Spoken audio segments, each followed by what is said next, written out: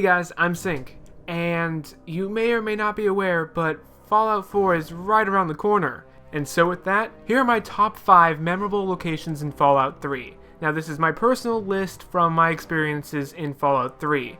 There are a lot of locations in Fallout 3, and I am bound to miss, and I'm certain to miss, a lot of locations. But I have chosen the top 5 to make it short, simple, and easy. And so with that, here we go. Number 5, Megaton. Now, I know what you're gonna say, but Sync, this is such a cliche pick. Why would you choose it? It's the first town you come across. Give me a break. It was the first time I was playing Fallout 3, and it took me by surprise to see a giant hunk of metal this early in the game. You come across Megaton by following some signs when you first get out of the vault. In doing so, you come across a giant hunk of metal, as said before, and a robot sheriff to greet you. Have yourself a nice visit, partner. Now the first thing you realize about this beautiful hunk of metal is that there is a giant nuclear bomb sitting in the middle of town. Hey there. That's probably a problem. Megaton was a great way to get introduced to the mechanics and characters in the world of Fallout. Either start talking or get the fuck out of my face. Some of my favorite little touches in Megaton are as follows. The deactivated bomb. Now the Megaton can never be destroyed. Take that, children of Adam. Each of us shall give birth to 1 billion stars formed from the mass of our wretched and filthy bodies. The crazy patriot and enclave enthusiast. Because America is the greatest country on earth. Actually, it might be the only country on earth now. My weapons and cosplay closets.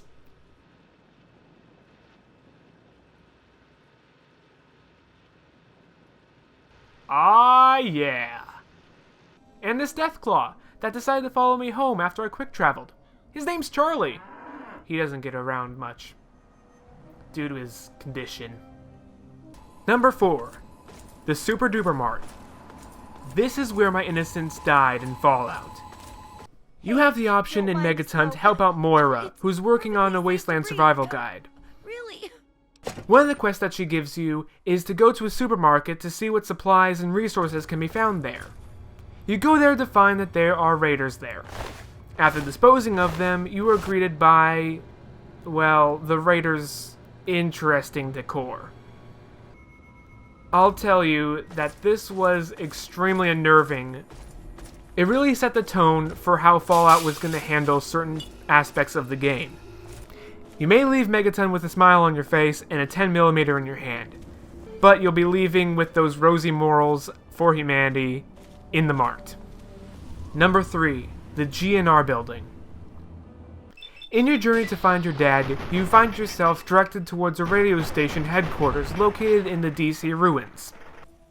GNR, Galaxy News Radio, is a station run by the ever-charismatic and popular 3Dog. Ever since GNR started singing again, the guys downstairs told me that more people than ever are tuning in. It's all I ever wanted. While traveling through the wasteland, news of your actions makes it to 3Dog, and in between 50s music, you can hear his thoughts and opinions on your adventure while listening to his radio station. Got lots of stuff going down in post-apocalyptia these days. Here's some of the latest news. Here's a question for all you faithful listeners. Have you guys and gals ever seen a tree? 3Dog is one of my favorite characters in Fallout 3. His charm and personality is, frankly, a ray of sunshine in this desolate wasteland that he broadcasts over. I always enjoy listening to what he thinks about my adventure, and frankly, if I'm playing an evil character, I feel bad for myself, because I want to please 3Dog. I don't want him to be mad at me. He's a cool dude.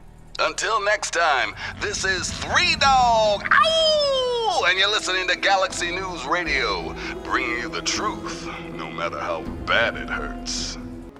Number 2, Canterbury Commons. Welcome to Canterbury Commons, for what that's worth. This town has a very interesting problem. What's this problem, you ask? It is smack in the middle between two superhumans, battling it out. Now, this is the last thing I expected in a post-apocalyptic world. The quote-unquote hero of this comic book town is someone who calls himself the Mechanist. He is a 40-year-old man who controls various robots while in a robot costume himself. What are you doing in here? How did you get past my defenses? Did the antagonizer send you? Speak now, citizen, or I'll be forced to detain you until I can ascertain your true motives. If that isn't odd enough for you, I've got more.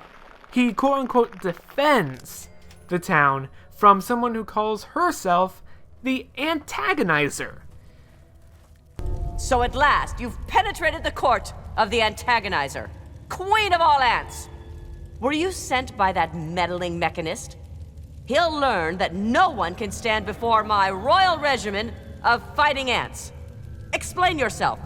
Why shouldn't I have my pretties kill you where you stand? She possesses control over giant ants.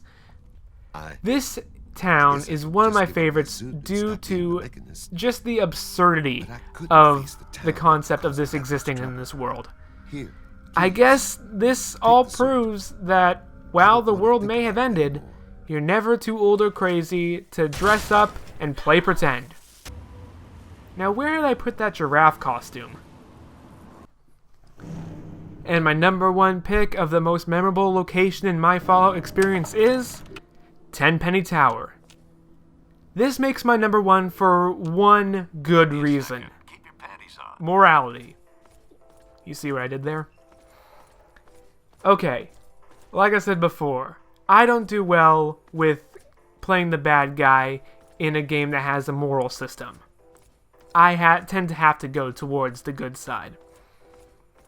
When you go to Tenpenny Tower, you find that the residents are taking issue with a bunch of ghouls who want to be admitted to live in the tower. However, the residents and Mr. Tenpenny are against that.